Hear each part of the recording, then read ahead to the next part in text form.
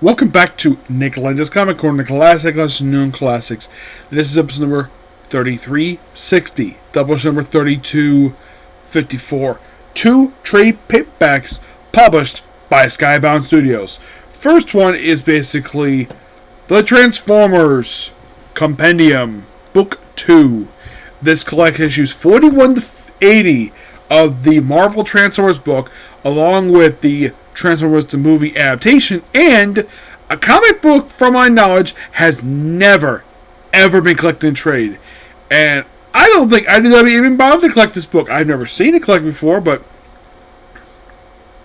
this book collected Generation 2, the short-lived 12-issue series from the 1990s, which for some weird reason they decided not to include the G.I. Joe American Hero backdoor pilot this book, because in the main book itself, I'm going to talk about the main book itself before I talk about the main Transformers.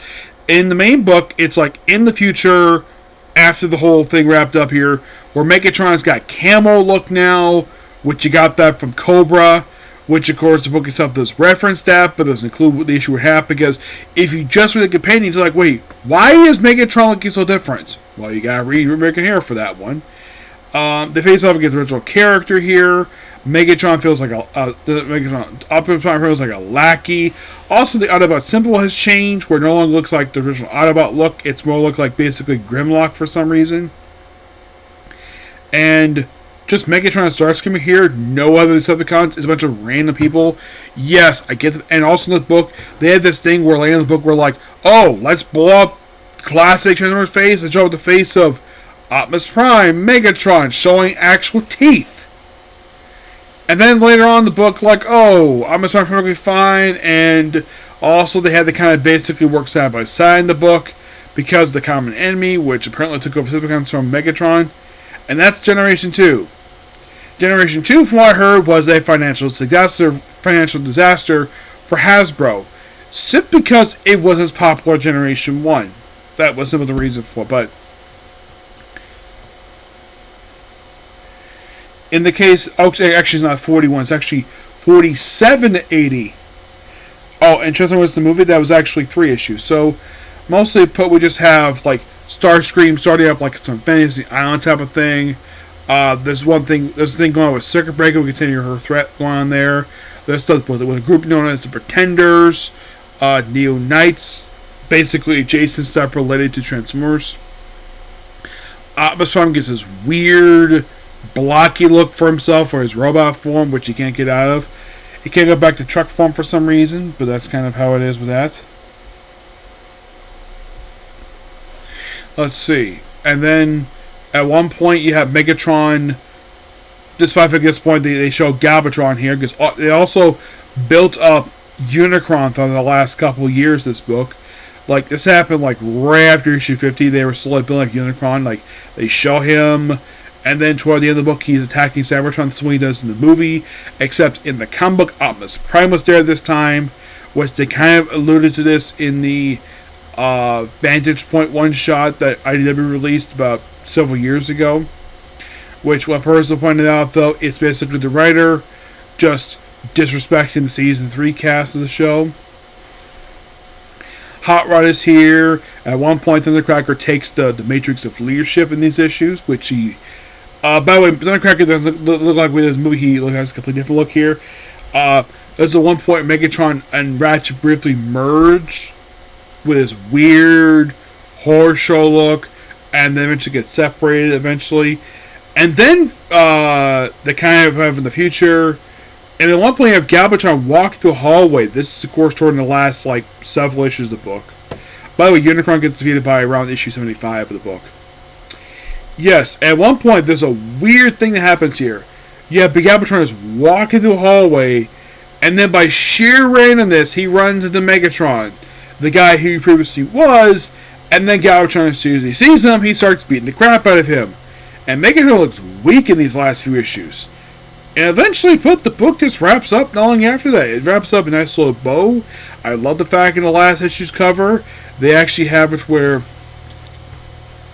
it's called number 80 in a 4 limited series, which is a nod to when the series first started, which was limited series. I think ongoing because of popularity and the fact that first 4 issues are sold really well. And that kind of was basically the original Marvel Transformers comic book. It was really good. Didn't last as long as American Hero, but that's a pretty good period of time. 80 issues, I thought, was pretty good length. And of course, we have the movie adaptation, which is basically adaptation of the movie, which is kind of mostly faithful, mostly without the music. But surprisingly, they only have to fill up with like 3 issues per se, which I found that to be interesting. And if you read this book after you read the Unicorn issue, it's like Unicorn does the same thing in both. He just reaches his hand, just scoops, just grabs into the planet Cybertron itself, which does in the movie too. And I thought that was really good. And right after the movie adaptation, that's when they throw in Generation 2. Which I just pointed out, though, this series never was collected by... I never saw a series collected by IDW. They did collect the original 80 issues. And I think they did collect Headmasters and the movie adaptation. But Generation 2, nope, they didn't bother. The book itself also was notorious for being basically 90s, well, the guns and the blood, the fact everyone's gritting their teeth. Basically, it's the best way to describe it. It's Marvel having a writer who's, by the way, who wrote the last like 20 issues of the book. Basically, he did the book, and the artist clearly was ripping off basically Image with this series. By the end of it, the original one gets killed off, and then they kind of book there. Now, weird enough, this kind of ended the Marvel stuff for Transformers. Now, they were published around the same time as this by Blackthorn for a 3D book. But then after that, the Transformers franchise remained dormant for several years until Beast Wars came out. There was a couple books for that one. There was also published by Dreamwave, which I read it. It's Left Be Bad, the book. And then eventually IDW got their hands on it, and they had a 10-year epic with this franchise, which I read pretty much every single comic IDW put out throughout those 10 years, throughout several years, basically doing this. And every single comic book they put out, like all those limited series, the one-shots before they got some ongoings going, every single issue just hit basically home run out the park every time. And then after 10 years, they rebooted the continuity for reasons, where they relaunched it and had sort of one character himself as non-binary for some stupid reason. Then they also had a spell book alongside, and this book just ends after like about 40 issues, and then at that point it got transferred over to Skybound, which has had a humongous renaissance. Probably, I think this book probably saw a little better than it was over IDW. I hear claims that that the Transformers under IDW was not a big seller. Maybe in the last couple years it was published by them, probably was like that. But if you look at all the comics they put out throughout the previous universe they established, the first universe they did, I think that was successful for them. To keep the license going for over 10 years, I think that was financially successful. I think the reboot itself, the second reboot they did, the one they did after the one they just did the reboot, I think that was not as financially successful as the first one was. That's where my opinion basically lies in that. But in the case of, you're probably thinking with this, like, okay, so they pretty much collected all the books published by Marvel, which wasn't a lot per se. Just one major, actually 2 ongoing series, one lasting 80 issues, the only lasting for 12, and like 3 limited series. One was a handbook, anyways, and that's literally all Marvel did with Transformers. Actually, wait, there was one thing they published, Transformers UK, which they had not included that just yet. My guess is if they want to do Compendium Book 3. Here's my personal suggestion. Collect the stories that were not reprints, because a lot of the Marvel IDW, the Marvel UK book for Transformers, a lot of it was reprints. I would suggest collect the non-reprinted issues next. But I think they'll probably do it after they do, because you would think, like, okay, so they just wrapped up here, like, you probably think, oh, is there Generation 1 next? That's probably what's happening next, is probably Generation 1. As for if they're going to collect the IDW books, I'm not sure because IDW has got like a series of big trade paperbacks that were collected stuff already. So I don't think that Skybound is going to, I'm guessing, like, do that again. They might reissue those trades under, they might re-release those trades under the Skybound imprint. They might do that. They might reissue those. They might do that, but I don't think they're going to companion those books because those books basically are already out there. They may fall out of print. That's probably what they're going to do with that stuff. But if I were... Now, you probably think, like, okay, what about the Dreamwave comics? Would Skybound touch those? I don't know if they would or not. It's a complete mystery if they will. Given the fact the comic itself wasn't very good and it didn't last very long, I'd be surprised if they bothered collecting it at all. If they did, it's probably going to take up one book because the Dreamwave stuff wasn't very long anyways. And I've heard a story about the company where the owners actually embezzled money. Where one of the owners basically, instead of paying their artists, they took the money. One of them took money to pay for his expensive model girlfriend, and another one bought a car with their money. And then they attempted to start another company, which that lowered under too. But in the case of the original Marvel comic, first 80 issues, fantastic. Loved every bit of it. Not a bad issue, these 80 issues. Generation 2 was interesting. Not terrible per se. But in the case of what I give this rated book, I give the book roughly a 8.5 out of 10. Next up we have is Invincible, Volume 21, Modern Family. Yep, where this book collects issues 115 to 120 of the Invincible comic book. Written by Robert Kirkman, art by Ryan Ottley. Which, I think, if I remember correctly, I did hear about this, where they do bring back the original artist of the book for the last year, but... So here's a lot of the book. Basically, Rex taking over, he's in a bunch of wars, he's pulling troops out, all the conflicts across the planet, like the world's at peace. Invincible doesn't like it very much, he's kind of stepped back from the heroics because, yeah, he's a parent now, which... probably a very smart idea for him to do, per se. Mm-hmm. He talked to Mr. Moore about it. He's mostly retired because he only has one arm. And he's trying to take care of his own Kids. At least Rex not going after him. And then, of course, you have 3 funerals.